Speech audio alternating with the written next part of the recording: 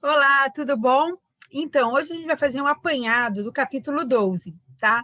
Não é o capítulo que vai cair na nossa prova, mas é importante que você tenha alguma ideia sobre ele, tá? Porque vai com certeza te ajudar a saber um pouquinho da Grécia, já que a gente vai falar agora de Roma, tá? Então, rapidamente, abre aí o seu livro na página 109, A Arte do Poder. Né? E eu queria apenas frisar contigo esse segundo parágrafo, que diz assim: a arte produzida pela grandeza de um império é atemporal, sobrevive através dos tempos, e dentre dos diversos ramos dessa arte, é na arquitetura que o homem mais buscou a perfeição, vislumbrando a harmonia entre a grandiosidade do poder e a beleza da arte. Então, a gente vê, né, logo na abertura, arranha-céus, assim, umas construções fabulosas que tem lá, né? Nesse caso, são edifícios em Nova York. Temos a cidade proibida, o Palácio Imperial Chinês, que também é belíssimo, né? A Biblioteca da Corte Imperial em Viena, olha só por dentro que luxuoso que é, tá? E o livro começa a fazer então uma grandeza com Roma. Roma foi um grande império, né? No auge do Império Romano, olha só, as pessoas no auge do Império Romano, as pessoas viviam em Roma, viram surgir uma série de grandiosos edifícios públicos. Um dos mais famosos é o Coliseu, um anfiteatro para espetáculos de luta. E aí embaixo a gente tem, né, a figura do Coliseu romano, tá? Ele possui pilar, e por que eu falei que vai te ajudar a entender um pouquinho a arte da Grécia, né? Porque, ó, se você reparar, o Coliseu, as pilastras são pilastras gregas em sua fachada, né? Pelo que vemos na imagem, eu lembro colunas que nós analisamos quando citamos, né? O capitel decorado. Há uma diferença fundamental entre colunas dos templos, né? Olha, uma outra visão do Coliseu. Beleza? E, né, a gente falou um pouquinho dessa coluna coríntia, né, que a gente trabalhou e vai precisar saber a diferença das três tipos de coluna. Lá na página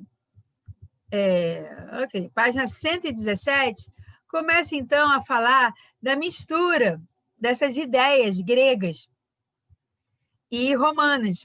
Tanto é que não é muito difícil da gente ver um pouquinho, alguém fala assim, construção greco-romana, né? Porque está muito influenciada. Depois que Roma fosse um grande império, ela realmente marcou a história.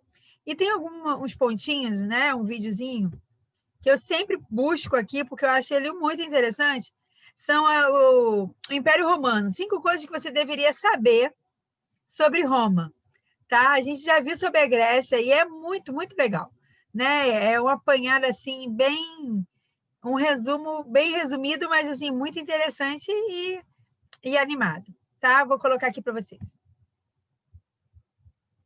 Fundada há mais de 2.800 peraí, anos, dá pause. a partir da união de várias cidades.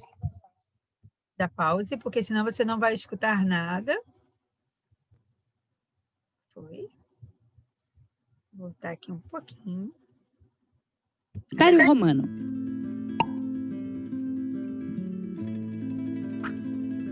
Roma foi fundada há mais de 2.800 anos, a partir da união de várias cidades às margens do rio Tibre, onde hoje conhecemos como Itália. Diz a lenda que a origem de Roma ocorreu com 2 irmãos criados por uma loba, Rômulo e Remo. A princípio, Roma era uma monarquia governada por reis. Mais tarde, os romanos estabeleceram uma forma de governo chamada república, na qual não havia reis. Eram os políticos que chegavam a acordos e tomavam as decisões. Nessa época, Roma foi crescendo e conquistando grande parte da Itália e do Mar Mediterrâneo. Séculos depois, o governo da República entrou em crise e começou uma etapa conhecida como Império Romano. Nele, o imperador tinha todo o poder e era assessorado pelo Senado.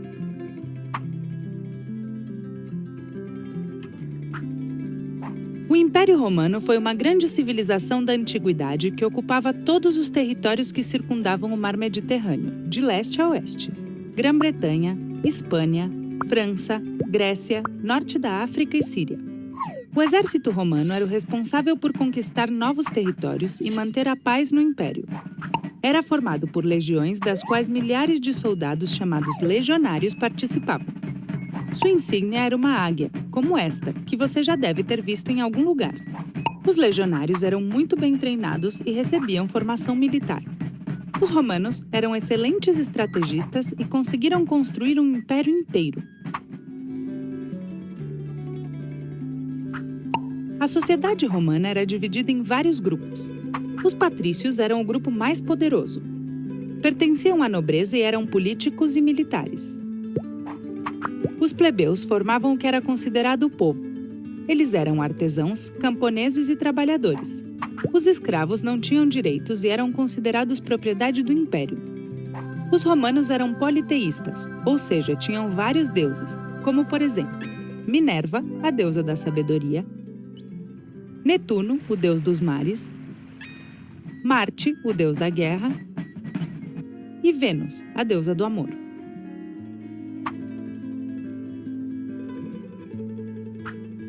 As cidades tinham muralhas e tinham ruas feitas de paralelepípedos.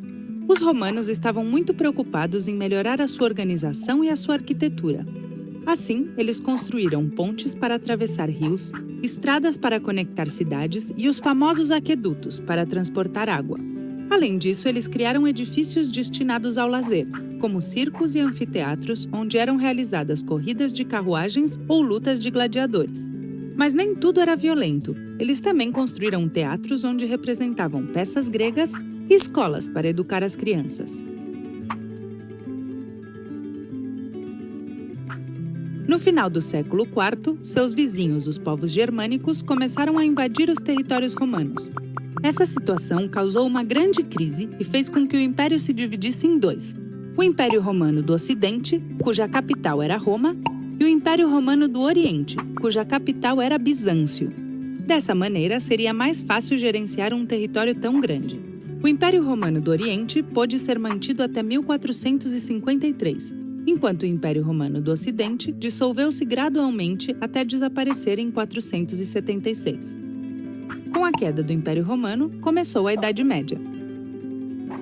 Depois de milhares de anos, a história de Roma ainda está presente na organização das nossas cidades, na política, na cultura e na arte. Outra contribuição muito importante foi o direito romano. Muitas leis e formas de entender a sociedade perduram até hoje. Estas são as 5 coisas que você deveria saber sobre o Império Romano. Você gostou? Então, legal, né? Eu acho incrível, fantástico. Gente, é isso. O capítulo 12 vai fechar todo o Império Romano.